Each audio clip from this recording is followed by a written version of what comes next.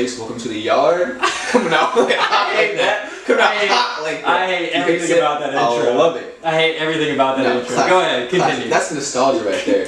Milkshakes. Welcome to the yard. This is now the You're not yard. getting me. I'm not on board with this at all. You're gonna watch this back and be like, yo, he's got something. Continue.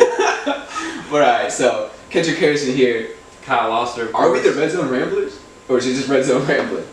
We're the Red Zone Ramblers. The Red Zone Ramblers. Back at you. So last video we did, teams are gonna drop off. You know, we're feeling pretty negative about that. Yeah. So no, mine was a Patriots, so I'm very happy. yeah, everyone be, and I was a Steelers too. So like, so we're probably more happy about this video than the last video than this one. So it's like teams that are on the come up.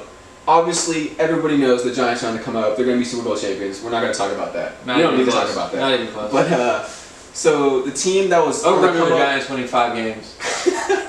Way over. You going over? Way over. Okay. So the most improved. They were the most improved last year. They end of the year 5-0. You know what I'm talking about. San Francisco 49ers. I've made my love for John Lynch clear. I think he's one of the best GMs already. But you have Jimmy G, right? He comes in there. The man's still undefeated in his career. Undefeated. 5-0. And who did he beat the last game? Was it the Jacksonville Jaguars? Look, they had like 50 points. We had the division Okay, but they put up 50 points on starters still. Starting best defense in the league put up like 50 points. That's fine. I don't remember that. Select the memory. But other than Jimmy G, the most handsome man in football, I mean, that's clear. Mm-hmm. Questionable decision making, but you know, I think we can call into question his on the field decision making because of his off the field decision making. Taking the porn star out to dinner. Yeah, the man was taking a porn star to a classy dinner. That's like putting lipstick on a pig. The views expressed by Kendrick Harrison do not necessarily represent that of Red Zone Rambling. Okay. Take her to a classy. Whoa! Alright, anyway, continue. They added Richard Sherman in for the cheap too. Like Richard Sherman bet on himself, and it's like he's only gonna get paid like if he completes certain things. You know what I mean? So that's good on them. He's still got juice left in the tank, and that's at least have a veteran presence on that field. They added Jet McKinnon, replacing Carlos Hyde, which I'm good with that. I'm fine with that. Jet McKinnon does more than Carlos Hyde does. He's never had a full workload, but I think that's going to add extra energy. I think that's a really young team.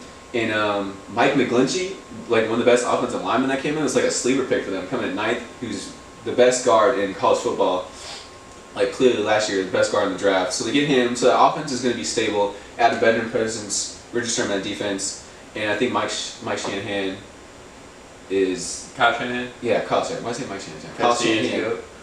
Much is to go. Kyle Shanahan did some really interesting things, and I think that 5-0 start last year is going to be nothing. I think they're going to come out hot. I think that Kyle Shanahan is the biggest plus to the 49ers in general. Yeah. Just him being there, like that dude can coach his tail off. Yeah. He really can. And if you don't see that by now, then I don't know what it's going to take, because this guy just takes any program that he's with, implements his system, and dices people up. You saw like the same system. I mean, same players in the Falcons system without him, and you saw like, it was kind of lackluster. Right. And also Reuben Foster on the defense. I think he's going to be the best linebackers to come in the NFL. The dude's so good. Possibly. My team is the Houston Texans, and not just because Deshaun Watson's coming back. Yeah, the same reason. Quarterbacks. Yeah, but that is a big plus, but that's not my only reason. Deshaun Watson will be the MVP of the NFL this year. Put that on tape. But Saquon. Last year, in the first game of the season against the Jags, they lost J.J. Watt and Brian Cushing for an extended period of time. Those are 2 huge presence on defense. Yeah. Not only that, they were ranked 24th overall in the defense when it comes to pass game.